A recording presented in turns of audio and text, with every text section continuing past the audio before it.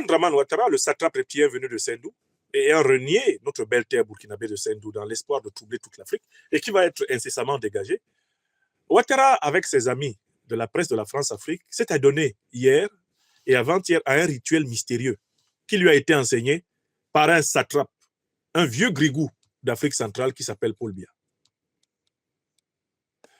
J'espère que ça ne vous a pas échappé.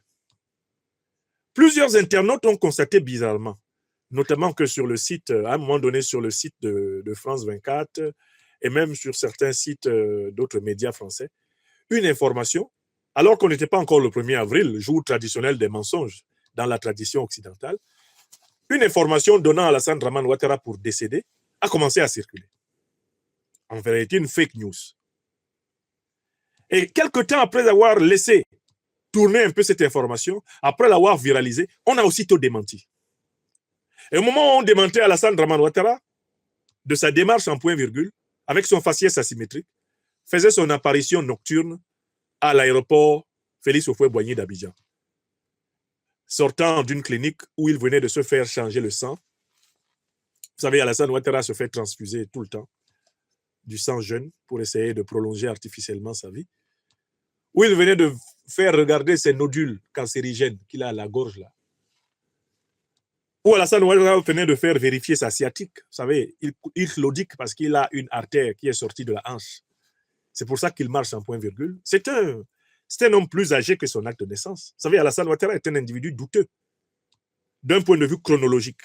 C'est un individu à la chronologie douteuse. Alassane Ouattara, lui seul, là, on a officiellement trouvé 3 actes de naissance pour la seule vie de Ouattara. Il serait tantôt né à Banfora, tantôt né à Ouagadougou, tantôt né à Dembokro en Côte d'Ivoire. Le même individu a 3 actes de naissance qui se trouvent dans les archives officielles des États africains et français.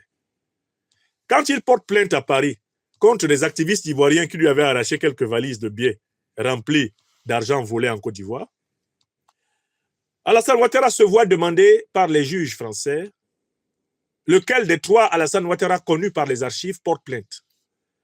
L'Alassane Ouattara né à Banfora, l'Alassane Ouattara né à Ouagadougou ou l'Alassane Ouattara qui serait plutôt né, à chaque fois à une date différente, à Dembokro. Les avocats de Ouattara s'en remettent au satrape et lui disent « Président, le tribunal nous a rappelé pour dire qu'on a fouillé vos archives, on a trouvé 3 actes de naissance différents pour la même vie.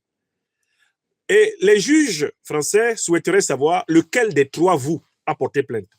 Est-ce le Ouattara de Banfora au Burkina Faso, le Ouattara de Ouagadougou au Burkina Faso, ou plutôt le Ouattara prétendument qui serait né à Dembokro en pays baoulé en Côte d'Ivoire? Lequel des 3 a porté plainte? Ouattara s'empara de son téléphone rouge et appela le chef du collectif de ses avocats. Allô, allô maître. Oui, Alassane Draman Ouattara. Oui. Alors, vous me retirez cette plainte, hein? Faites-moi confiance. Mais l'avocat lui dit, mais patron, on ne peut pas faire ça. La plainte est déjà lancée, c'est engagé auprès des autorités françaises. Il ne faut pas que les magistrats nous prennent pour des neuneux. Hein? Mais, c'est qui t'a demandé de porter plainte d'abord pour moi? Mais c'est vous, patron, c'est vous. C'est encore moi qui dis, tu n'as qu'à enlever ça. Je ne porte plus plainte. Mais patron, ils ont arraché une valise, il y avait au moins 50 millions, il y avait au moins, je ne sais pas, 200 millions de francs CFA dedans. C'est ton argent, Niamorode, Batrade, Dangade. Est-ce que c'est ton argent que tu as perdu? Moi, c'est l'argent que j'ai volé à la Côte d'Ivoire. Ils ont arraché, c'est des Ivoiriens. Si les Ivoiriens arrachent l'argent de la Côte d'Ivoire, je n'ai qu'à faire quoi? Laisse-moi tomber cette plainte. Fais-moi confiance. Je les aurai autrement. Ah non. Tu me retires ça, hein? Non. Oui, Chou. Il doit retirer la plainte, Chou. Parce qu'on ne sait pas lequel des 3 toi. On ne sait pas lequel des 3 toi va aller au tribunal. Astaghfirullah. Il faut retirer la plainte parce qu'on ne sait pas lequel des 3 Ouattara va aller au tribunal se plaindre. À qui a-t-on arraché les valises d'argent dans les rues de Paris? Ouattara de Banfora, Ouattara de Ouaga ou Ouattara de Dembokro? Alassane Draman Ouattara a dit enlever la plainte là. Niamorode, Batrade, Dangadeni. Hein? Il ne faut plus jamais me parler. Mais je ne veux plus jamais entendre parler de cette plainte. Jusqu'aujourd'hui. Jusqu'aujourd'hui. Hein. Donc, Alassane Ouattara est un individu chronologiquement douteux. C'est un objet anthropoïde difficilement datable. Mais comme il veut absolument faire un 4e mandat anticonstitutionnel, il a eu besoin de créer autour de sa personne l'événement d'une 4e naissance. Parce qu'on connaît déjà ces 3 naissances-là. Hein? On est fatigué de ça. Il nous a fatigués avec ça. Plus personne ne le prend au sérieux. On sait que c'est un faux type. Tout le monde sait qu'Alassane Ouattara est un faux type. Même lui-même, il sait ça. Hein? Président Laurent Gbagbo. Qui est Alassane Ouattara? Qui est Alassane Ouattara? S'il vous plaît, Excellence, venez nous aider. Alassane Ouattara, qu'est-ce qu'il est? Qu'est-ce qu'il est, Alassane Dramane Ouattara? Quelle est sa définition élémentaire? Hein? Quelle est la définition élémentaire de ce monsieur Ouattara? Ouattara, qu'est-ce qu'il est? Le président Gbagbo est un excellent connaisseur de la bête. Et il a donné son portrait. Qui est monsieur Ouattara? Qui est monsieur Ouattara? Hein? C'est le président Gbagbo qui connaît ce monsieur. Alassane Ouattara est quoi? Attendez, on va trouver ça facilement. C'est quand même une vidéo facile à trouver. Président, qui est M. Ouattara? Pardon, parlez un peu. Éclairez-nous. Dans le final, notamment, Alassane Ouattara, par exemple, a dit que si vous êtes gagné au premier tour, ce sera dû à la fraude. Mais Alassane Ouattara est un menteur. Voilà. Et je le répète pour vos auditeurs ouais. et pour vos téléspectateurs. Tout à fait, c'est important. Il ne faut pas que les gens fassent attention à son esbrouf. Voilà, merci président. C'est parce qu'il est menteur. Oui, oui. Qu'il n'a jamais réussi à arriver au pouvoir depuis 1993. Très bien. C'est un gros menteur. Alassane Ouattara est un mythomane. En fait, le mythomane, c'est celui qui ment et qui y croit. C'est-à-dire que Alassane Ouattara ment si naturellement que quand on le voit mentir, on se demande comment c'est possible que la vérité soit possible. Sa nature est tellement mensongère que finalement, avec lui, le mensonge est un dire vrai. Alassane Ouattara est authentique quand il ment. En fait, Alassane Ouattara, c'est l'un des rares hommes pour qui le seul jour qui existe dans l'année, c'est le 1er avril. Tous les jours sont le 1er avril. Alassane Ouattara dit des poissons d'avril du matin au soir. Quand Biden et puis Kamala Harris semblaient faire une campagne extraordinaire et semblaient promis à gagner l'élection présidentielle américaine, Ouattara a saoulé tout son entourage avec sa maîtrise de Biden. Mais Kamala, c'est une jeune sœur. Hein. Tu sais, mais je l'ai dépannée. Hein, Dominique? Oui, chou, elle venait manger chez nous quand tu étais à New York. Mais Dominique, tu sais, Kamala, c'est une petite sœur. C'est moi qui lui ai appris la politique.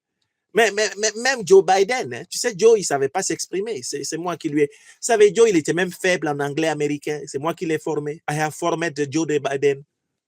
Et quand il dit ça, là, son entourage qui le connaît l'applaudit.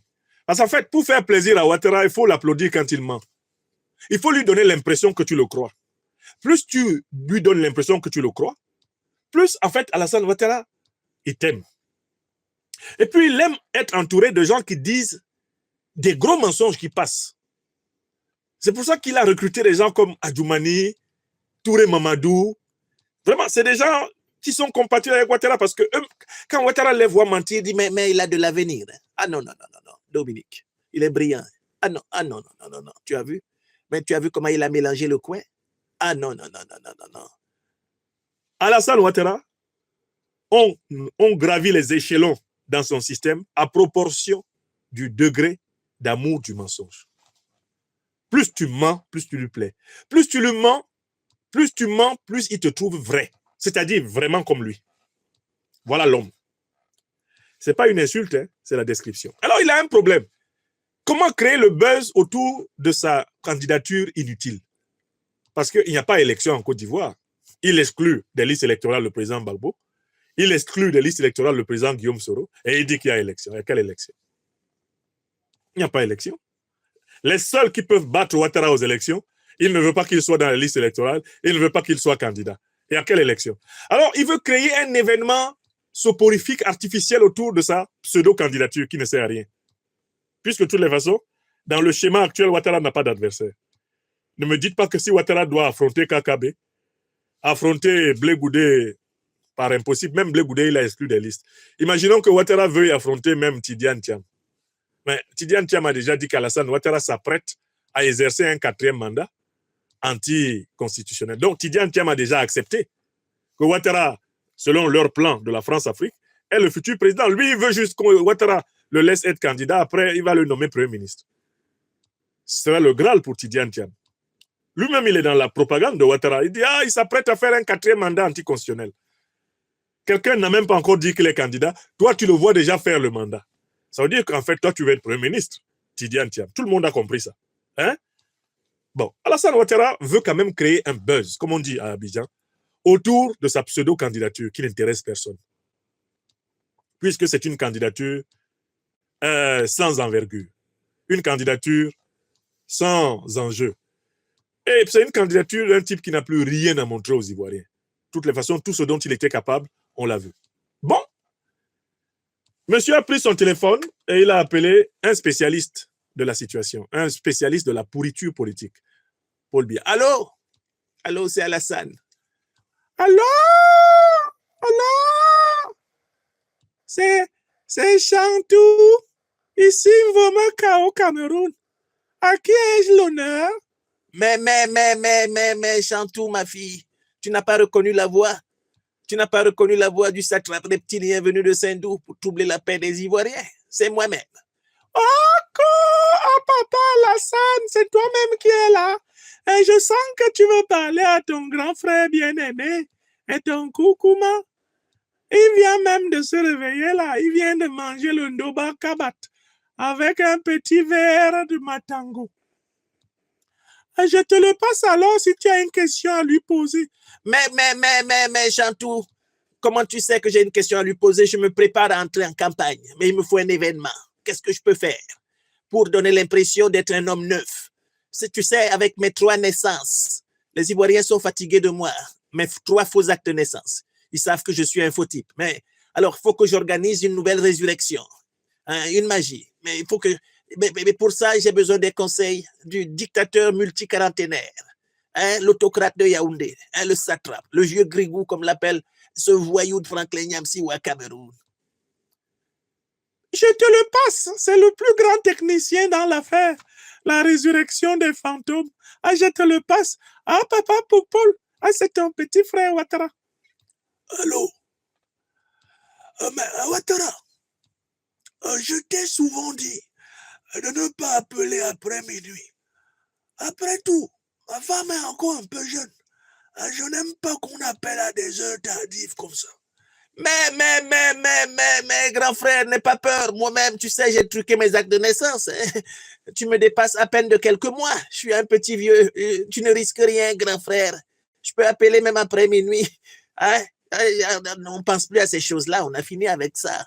Non, je t'appelle parce que vraiment, j'aimerais que tu me conseilles sur la meilleure manière d'entrer en campagne. Mais, Ouattara, combien de fois je t'ai donné des conseils sur la meilleure technique de durer au pouvoir? Mais tu sais, grand frère, là, il faut que la répétition est pédagogique. Fais-moi confiance. Fais-moi confiance. Il faut m'expliquer. C'est très simple. Comme tu as décidé de confisquer le pouvoir en Côte d'Ivoire, tu dois simuler ta mort. Pour donner l'impression que tu es un homme nouveau, tu dois sortir du tombeau. Comme Lazare dans la Bible, on doit dire Ouattara, le chameau, lève-toi, sors de ce tombeau et marche. Donc c'est très simple. Tu passes un coup de fil à Marwan Ben Yamed, ce vendu de Jeune Afrique. Tu appelles Bois Bouvier et Perelman, les gens de la presse france-africaine. Tu leur dis de dire que tu es mort. Pendant qu'ils disent que tu es mort, je dois dire que tu sautes dans un avion en direction d'Abidjan. Et donc, pendant que tout le monde est dans les mois, les gens en train de danser, ah, il est mort, oh, qu'est-ce que c'est bien. Ah, finalement, Dieu nous a libérés.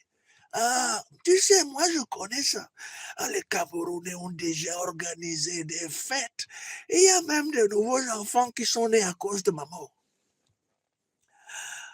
Mais le fantôme est toujours revenu. Alors, quand tu apparais à Abidjan, tu fais le plus large sourire. Tu te fends la poire. Et on filme ça pour mettre ça sur les réseaux sociaux. Pour dire, il est ressuscité le Seigneur. Il est ressuscité le Seigneur Ouattara. Bon, écoutez, vous les Africains là, je ne sais pas pourquoi vous aimez toujours qu'on vous explique parfois les choses avec humour. Quand on vous explique les choses avec humour comme ça, vous comprenez, non? C'est ce que Ouattara a fait hier. Il a appliqué les conseils de Paul Biya pour essayer d'attirer l'attention sur sa candidature nulle, pourrie, une candidature insignifiante. Vous savez ce que monsieur a fait? Il a organisé sa fausse mort. Il a organisé sa fausse résurrection. Et il fallait voir son sourire en coin sur son faciès asymétrique quand il est rentré dans la nuit à Abidjan. Et il saluait ses ministres. Mais, attends. On a entendu Ouattara à l'aéroport, hein, en train de parler à Tiemoko Méliès. Mais Tiemoko, toi, tu as cru, hein? Dis-moi, tu as cru? Tiemoko dit, ah non, patron, ah non, jamais. Ah non, comment ça? Patron, tu ne peux pas mourir. Ah non, non, non. Mais le Seigneur va te donner 150 ans. Ah non, patron. Non, non, Tiemoko, mais comme tu es vice-président de la République, avoue que si je meurs comme ça précipitamment, mais c'est toi qui assumes l'intérim. Hein? Hein? Tiemoko, tu as cru, hein? Quand tu as lu ça sur RFI, tu as cru? Ah non, non, non, moi je n'ai même pas lu. Patron, je n'ai même pas lu. Mais bon. Kandia, viens ici. Kandia. Hé, tonton, papa. Hé, mon Dieu. Kandia, il ne faut pas dire ça. Tu es président du Sénat. Tu as cru que j'étais mort. Jamais tu ne peux pas mourir. Ah non, tu ne peux pas mourir jamais. Ah non, papa. Jamais, jamais. C'est chacun qui niait. Pourtant, quand ça a flashé sur RFI, ça a flashé sur machin là, ça a flashé sur Jeune Afrique, ils étaient tous... Beaucoup avaient commencé à rassembler leurs bagages. Certains étaient en train de vérifier leurs passeports, les différents passeports qu'ils ont là. Certains ont commencé à vérifier s'il y a le carburant dans les voitures pour fuir dans la première ambassade. Non, vraiment. Les régimes dictatoriaux là, ça fait pitié. Mais, calmez-vous, hein. Ça, c'est un petit micmac. C'est tonton Popol qui m'a appris ça. Voilà comment le gag est fini. Donc, Ouattara, il joue à sa résurrection fantomale. D'accord? Et je vous avais prévenu quand ça a commencé. J'ai dit, attention, il est en train de faire le jeu du vieux Grigou de Yaoundé. C'est le vieux Grigou de Yaoundé qui lui a dit ça. Vous savez, Alassane Ouattara sera chassé par le peuple ivoirien.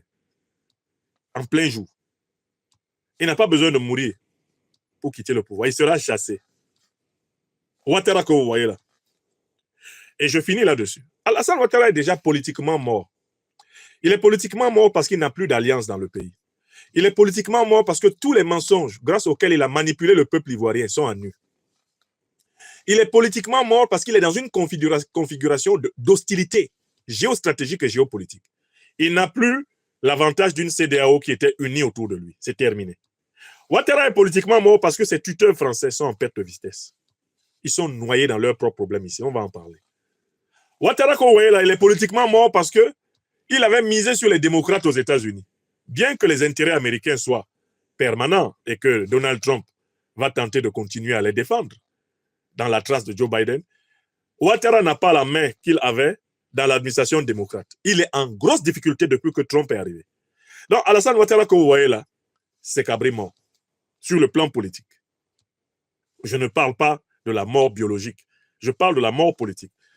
Pas d'alliance dans le pays, pas d'alliance solide dans la sous-région, pas d'alliance solide sur le plan géopolitique et géostratégique.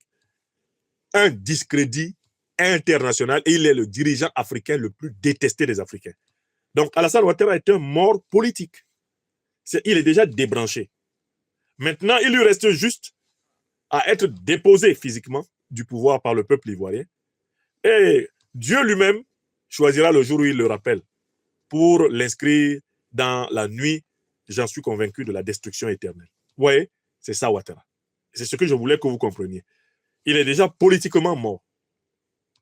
Sur le plan politique et spirituel, Alassane Ouattara fait partie désormais des déchets akashiques. D'accord?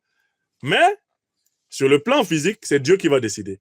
Sur le plan politique, le peuple de Côte d'Ivoire va se libérer d'Alassane Ouattara.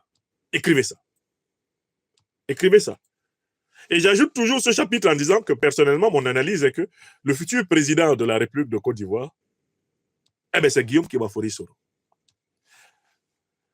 Parce qu'il connaît très bien son pays, la Côte d'Ivoire. Il y a été préparé aux plus hautes fonctions. Il a l'énergie qu'il faut pour conduire le pays et il a la capacité de le rassembler. Il est dans la force de l'âge et de l'expérience pour s'occuper du pays. C'est lui. Si la Côte d'Ivoire veut se relever, il faut qu'elle se confie à un homme d'expérience, un homme qui a de l'énergie, un homme qui a la capacité, l'envie du rassemblement, du pardon, un homme qui sait apprendre de ses propres erreurs, un homme qui est humble. Guillaume Kibafori Soro, le leader de Génération Un Peuple Solidaire. Bon, comme je suis son ami, comme je suis son conseiller, comme je suis membre du mouvement Génération Un Peuple Solidaire, vous pouvez dire que je suis subjectif. OK. Mais, n'oubliez pas d'écrire que le jour où cela arrivera, il faudra venir ici dire que ma subjectivité était objective. J'ai analysé la situation politique de la Côte d'Ivoire. Il n'y a pas un homme d'État qui soit mieux placé que lui pour s'occuper de la Côte d'Ivoire. Alors, il y a bien sûr un homme d'État qui a de l'expérience, qui a du coffre. C'est le président Laurent Gbagbo. Mais le président Laurent Gbagbo lui-même l'a dit. Il a déjà dit. Il a déjà accompli l'essentiel. Là, il est en train de préparer la transmission. Le premier jour qu'il a parlé, à son retour en Côte d'Ivoire, devant ses propres camarades du PPACI, c'est ce qu'il a dit. Et je pense que ce qu'il a dit là est vrai. Là, il mène un combat pour rendre la Côte d'Ivoire aux Ivoiriens. C'est ce que fait le président Gbagbo. Mais il ne mène plus un combat pour être président de la République. Il l'a déjà été. Celui qui n'a pas encore été président de la République, qui a l'énergie de la nouveauté pour l'être et qui a l'expérience du pouvoir et la capacité de tenir la Côte d'Ivoire, de rassembler la Côte d'Ivoire et de la souder à l'Alliance des États du Sahel. Celui qui a de l'avance sur ces chapitres-là, c'est le leader Guillaume Kibafori Soro. Regardez ce qui va se passer. Vous avez le droit, pour l'instant, de douter de mes propos, mais ayez l'honnêteté, quand ceci s'accomplira, de revenir ici dire, un 1er avril, là on est déjà le 2 avril 2025, eh bien le professeur Nyamsi Ouattara Africa nous avait réitéré sa vision.